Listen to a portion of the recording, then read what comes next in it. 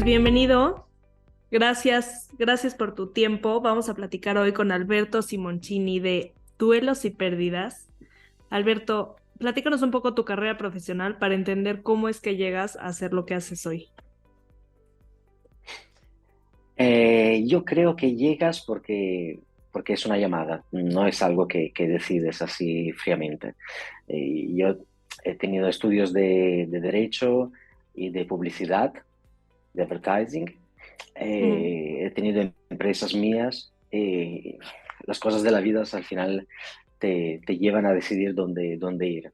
Así que hace unos 15 años empecé a formarme con una asociación de Barcelona que se llama AVES, que es la asociación más antigua de España en procesos de duelo y de acompañamiento. Y a partir de ahí he empezado formaciones y sobre todo muchísima práctica en los hospitales, a domicilio, y Mm. luego a partir de ahí empecé a pensar de poder tener yo mismo una consulta. Claro, ¿es lo mismo que un tanatólogo o cómo se diferencia de lo que haces? Mira, justo hace un mes entró aquí en la consulta de Barcelona una señora de México que estaba aquí de vacaciones y empezamos terapia juntos aquí. Y el primer día de entrar me pregunta, ¿eres tanatólogo?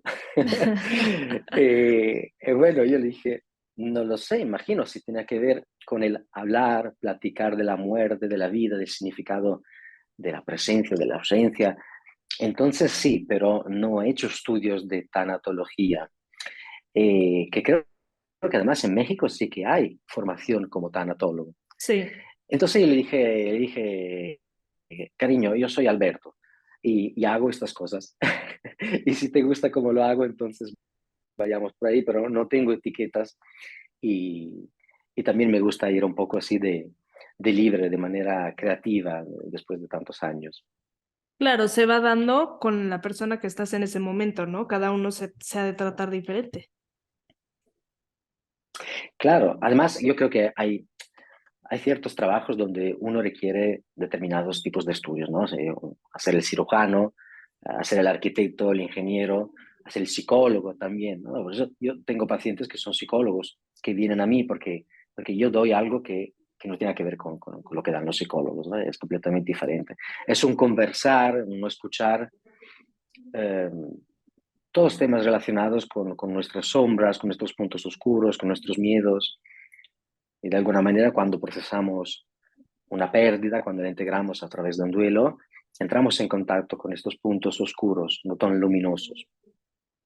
¿Eh? Claro.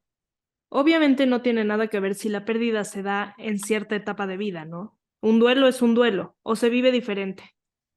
No sé si se dio durante el embarazo a una persona o si se da la pérdida de un hijo que ya era un adulto. ¿Cómo se vive la diferencia?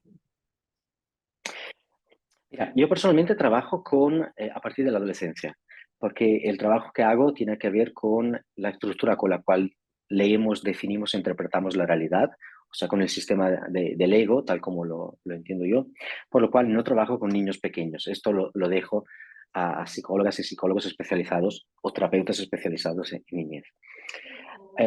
Lo que es cierto es que la manera en la cual vivimos un duelo, o sea, la manera en la cual leemos y vivimos una o más pérdidas, no depende de la edad, depende de nuestra abertura, depende de la experiencia que hemos tenido, de la cultura que hemos tenido, de la formación que hemos tenido.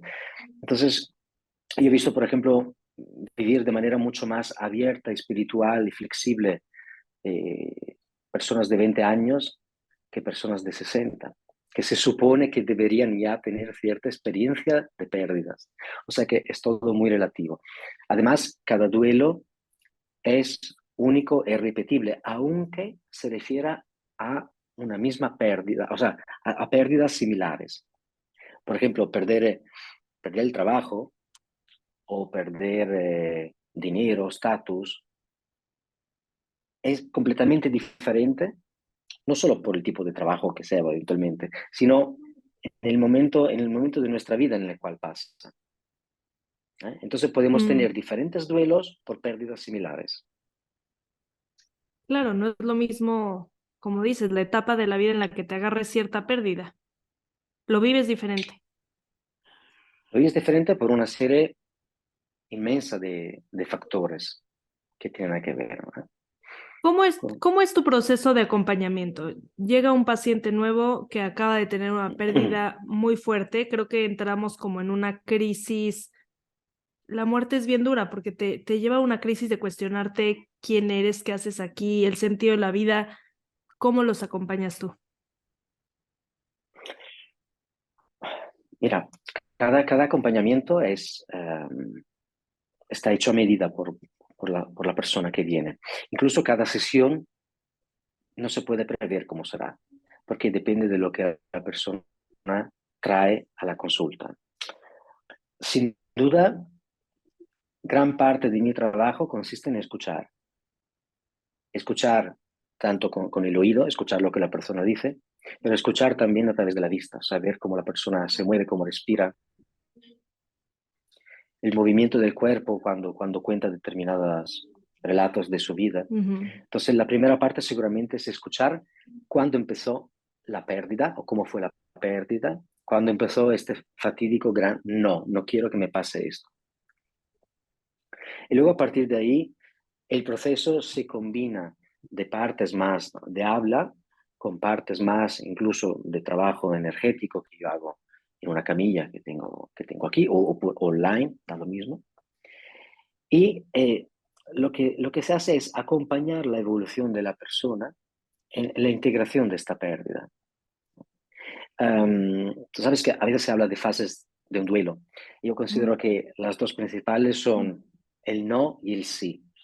Eh, la primera fase es el rechazo total. O sea, por eso yo lo veo como una pérdida. O sea, una pérdida se da cuando yo considero que he perdido algo o alguien, ¿vale? ujú.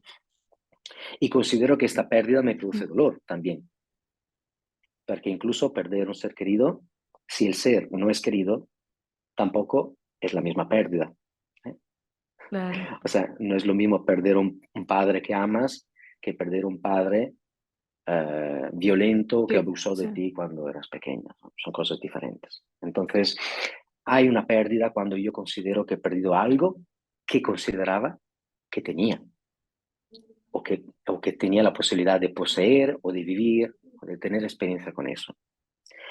Entonces, cuando pierdo algo que no quiero perder, la primera respuesta es no, rechazo. Y este rechazo produce sufrimiento, porque es un esfuerzo muy grande de decir, no quiero que esto pase, esté pasando o que haya pasado. Ahí es donde empieza el proceso de integración, o sea, adaptación a nivel mental, emocional, a una nueva realidad que considero como negativa, inoportuna o dolorosa. Y la última fase, que no siempre se da, es el sí, es la aceptación, es la fase del vale. Es cuando se suele decir que a cada pérdida, después de un tiempo, suelen llegar las ganancias. La ganancia es lo que hemos aprendido a través de la pérdida. Y esto lo podemos averiguar cuando llegamos al sí. Hasta que no lleguemos ahí, evidentemente es muy Claro, complicado considerar que una pérdida conlleve también aprendizaje o cambios o transformaciones positivas en nuestra vida. claro. Me llama la atención que digas si llegamos al sí. Claro que hay personas que deciden vivir en duelo y es más fácil. Siento que se puede volver más fácil sufrir, ¿no? Como que te acostumbras. ¿O por qué se da esto?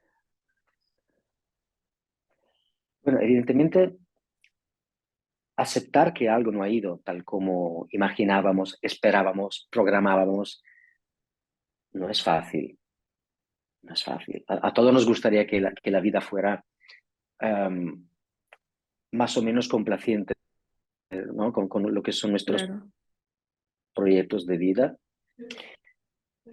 Entonces, el primer acto, evidentemente, es considerar que lo que nos está pasando, ya queremos que alrededor no pasa a todas las personas que conocemos.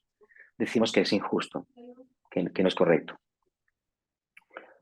Um, pero, evidentemente, se puede llegar a un punto en el cual aceptamos que esto sí, es la verdad. O sea, la verdad básica, ¿no? ¿Por qué no queremos La pérdidas? Porque realidad, pensamos que sí. la vida, claro, la vida debería ser feliz, ¿no?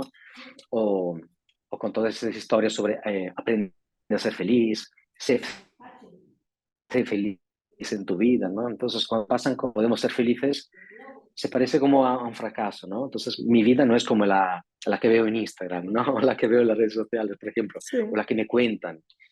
Pero la realidad es que la vida eventualmente es para aprender a ser feliz con todo lo que nos causa infelicidad.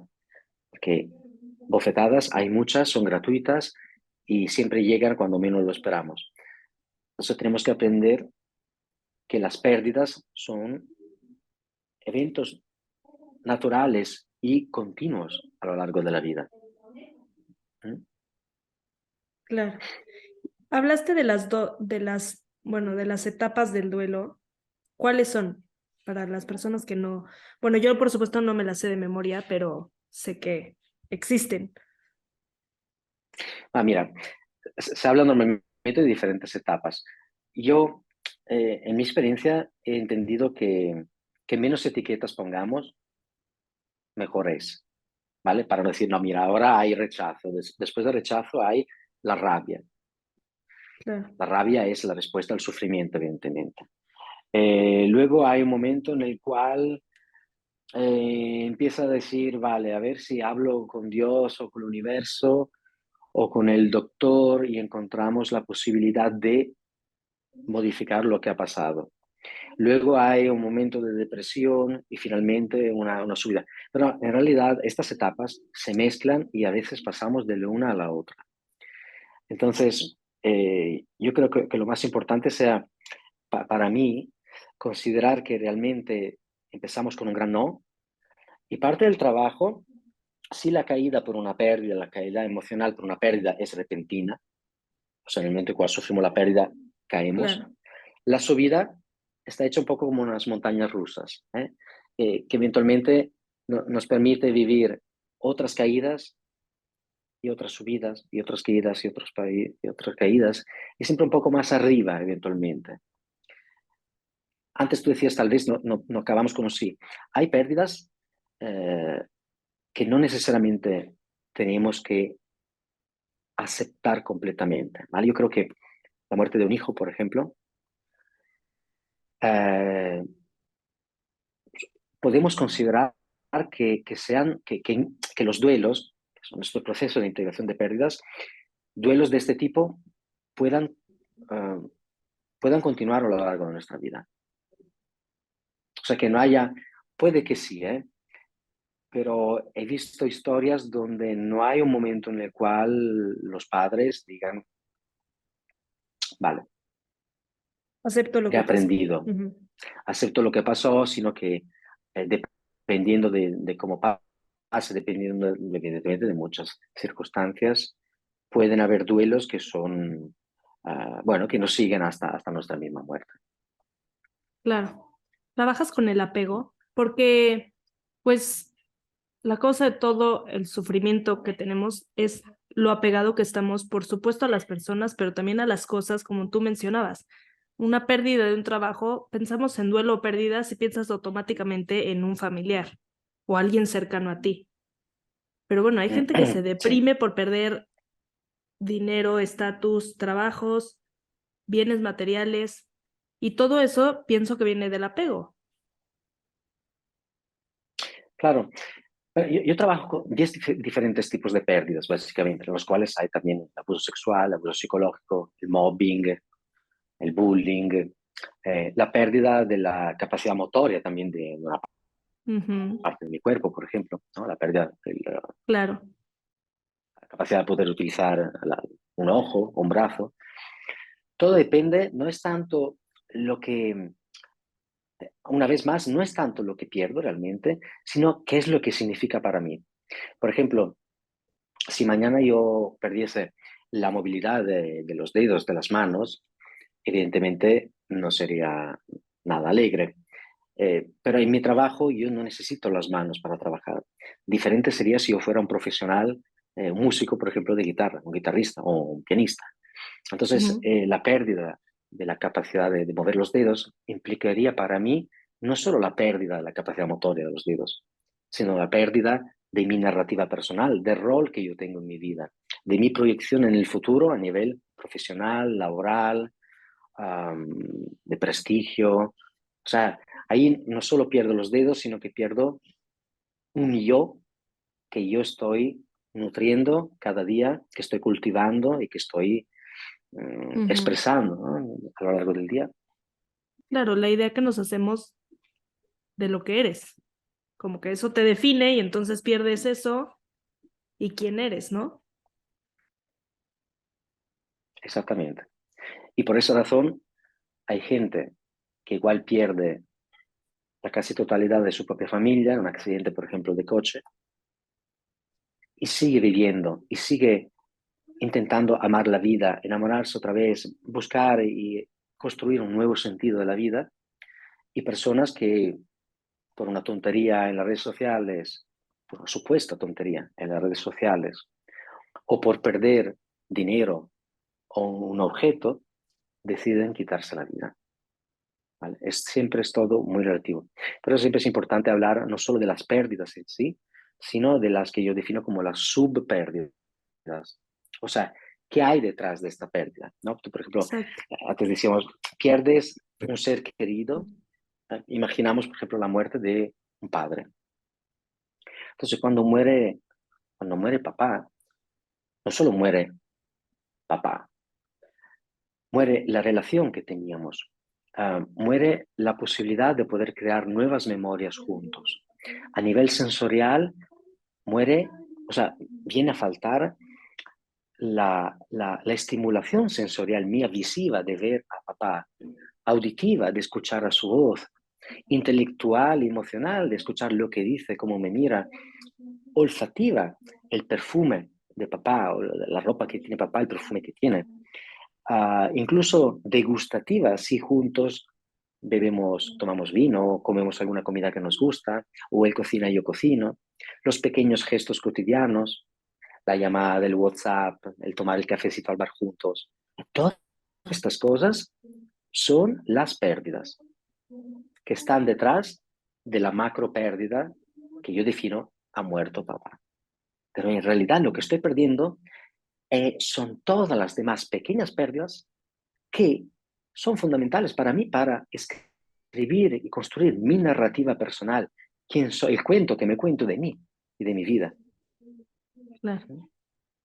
Entonces es interesante porque podemos descomponer de alguna manera una pérdida en algo mucho más complejo y a partir de ahí acompañar el proceso del duelo, pasando a través de la integración de todas estas pequeñas pérdidas que producen ausencias que son muy presentes, por eso duelen.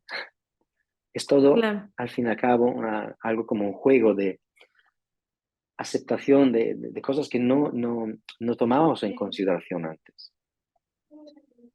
Cuando estaba investigando sobre ti para hacer esta entrevista, vi que eres autor de 2 libros, El coraje de Sí, romperse y 21 duelos, conversaciones sobre el dolor. Platícanos un poco de estos dos y qué los diferencia. mira, en El coraje de romperse que publiqué en el 2019, ya el título ya dice mucho, Qué ¿no? gran título, ¿eh? Sí, Es coraje de permitirnos rompernos en mil pedazos. Porque exactamente lo que hacemos, lo que produce sufrimiento, es impedirnos rompernos. Entonces, cuando pasa algo muy fuerte, intentamos sostenernos, intentamos aguantar. Y este aguante implica un esfuerzo colosal, enorme. Entonces, tenemos que tener el coraje de decir, vale, es el momento de llorar, es el momento de pensar que todo es un fracaso, es el momento de buscar abrazos, es el momento de sentirme deprimido, de quedarme en el sofá. O sea, todo lo que normalmente se dice que no se debería hacer, pues no. Tengamos el coraje, porque si finalmente me rompo realmente, después recogeré lo que se ha quedado y con lo que se queda de mí, que son las piezas de la nueva realidad, entonces puedo reconstruir un nuevo yo, consciente de las pérdidas, que puede integrar estas ausencias en un nuevo yo, una nueva narrativa. Entonces, en este libro hablo de este proceso, hablo de las dinámicas automáticas de nuestro ego, que siempre se defiende porque no quiere ningún cambio, porque cuesta mucho esfuerzo a nivel mental y emocional aceptar cambios. Sobre todo cuando los cambios son los cambios que no Exacto. queremos. Porque los cambios bienvenidos siempre hay, qué bueno, gracias, me gusta este cambio. Pero los que no queremos cuestan muchísimo. Entonces, en este libro luego, bueno, se compone de 4 partes y yendo en adelante en este libro, llegamos a la última parte que son como pequeñas hojas condensadas con reflexiones muy cortas, que son un poco digamos, la condensación de todo lo visto antes a nivel de teoría y de práctica. Es un libro para iniciarse vale, a ver si puedo entender qué me pasa cuando la vida no va como me gusta a mí o cuando pierdo algo muy importante. ¿Qué puedo hacer ahora? ¿Cómo puedo permitirme romperme? ¿Cómo puedo después empezar a reconstruirme? Claro. Y el segundo libro, 21 duelos, conversaciones sobre el dolor, son 21 microdiálogos de terapias que he tenido aquí en la consulta. Son, en este caso, los llamo destilados, porque cada diálogo son 3 o 4 paginitas, son muy cortos, y son destilados de las conversaciones de transformación que he podido escuchar y presenciar aquí a lo largo de unos meses de terapia, evidentemente, porque una terapia no puede durar 4 páginas de Claro. un libro. Y yo aconsejo leer 21 duelos después del coraje de romperse. Y creo que el libro para mí es una pequeña... um, yo lo defino como, sé que en estos tiempos hablar de bombas no es positivo, pero el libro yo creo que es una pequeña y buena bomba Ujú. nuclear, en el sentido que si los lees todos a la vez, no percibes nada, pero tienes que leer uno por día y dejar que baje poco a poco en nuestra conciencia. Digerirlo, sí. Y entonces ahí es donde digerirlo y una vez que adentro explota, explota en el sentido positivo y activa el corazón. La clave de cada cuento, de cada diálogo, es ver cómo cada historia empieza con una tragedia, el famoso no, y acaba con un cambio de perspectiva, o por lo menos con la integración de una nueva percepción de la realidad. Porque al fin y al cabo también el considerar que algo es trágico es una perspectiva de la experiencia. Nada es objetivo, ¿no? Todo viene de nuestra visión personal que tiene que ver con la persona. Y creo que esto es interesante porque nos permite ver que todo lo que nosotros consideramos que ha sido inequívocamente negro, pues tiene unos grises, tiene unos blancos, tiene otros colores adentro. Y al revés también, ¿eh? Entonces, aunque el título sea 21 duelos, son 21 historias de transformación positiva, ¿vale? No son 21 historias tristes, sino que son 21 Mm. historias de diferentes tipos de pérdidas, ¿eh? No de muerte, sino de diferentes tipos de pérdidas. Entonces, ahí hay más o menos todas las pérdidas con las cuales trabajo en consulta. Claro, abrirnos un poco a la posibilidad de cuestionar lo que piensas. No siempre como ves las cosas es la única forma de verlo, ¿no? Mm, exactamente, exactamente. Y también, María, tomar como un dato de verdad que la vida duele. La vida no es un cuento. La vida duele. Incluso tú y yo, si estamos vivos, para mí ya es un pequeño milagro, porque acompaño muchos jóvenes que se mueren con menos de 25 años. Entonces, ya llegar a nuestra edad, bueno, tú eres más joven que yo, pero quiero decir, ya poder tener una vida, tener unas relaciones, unas experiencias, un trabajo, unos hijos, una familia, ya, ya es el milagro. Entonces también está claro poder tener proyectos para el futuro, pero sobre todo aprender que la vida duele y que el único momento real que puedo vivir es este, ¿no? Este eterno momento presente, que en realidad pasado y futuro son solamente proyecciones mentales, no existen, no existe el pasado. Existen memorias de momentos presentes que he vivido y que almaceno. Y digo, ah, mira, ayer ha pasado esta cosa. Claro, pero ojo, si este recuerdo me trae alegría, ojo si este recuerdo me trae sentimientos de tristeza y sufrimiento, porque lo que recuerdo lo traigo en el único momento real, que es tan importante porque si quitamos memorias del pasado y proyecciones del futuro, en el momento presente yo no puedo sufrir, salvo que esté sufriendo por algo físico. ¿Vale? Me Entonces, de ahí la encanta. importancia de reconsiderar también, uno, qué es la vida, y dos, nuestra relación con el tiempo. De ahí las famosas frases que siempre hemos escuchado, ¿no? Memento mori, recuérdate de morir y que vas a morir. Memento vivere, recuérdate de vivir ahora. Carpe diem, disfruta, coge el día, no pierdas tiempo, vive hoy, pero no para buscar la felicidad, vive, sin poner etiquetas a lo que estás viviendo. Si no, estaremos siempre pendientes de buscar lo que me hace feliz y de evitar y huir del dolor. Y si puedo permitirme, en 21 duelos hablo del sufrimiento como de un huracán. Y explico que nosotros, evidentemente, huimos de un huracán, no queremos el huracán, Ujú. pero el huracán es mucho más rápido que nosotros, o sea que puedes esconderte donde quieras, pero antes o tarde llegará. Y el huracán, no sé si lo sabías, los huracanes en el centro tienen lo que se llama ojo del huracán, que es un espacio con ligeras brizas, donde, a partir del cual se puede ver el cielo incluso. O sea que las nubes en movimiento solo están alrededor de este ojo. Por eso los aviones que estudian los huracanes se ponen dentro del ojo, porque no hay prácticamente viento, están seguros ahí.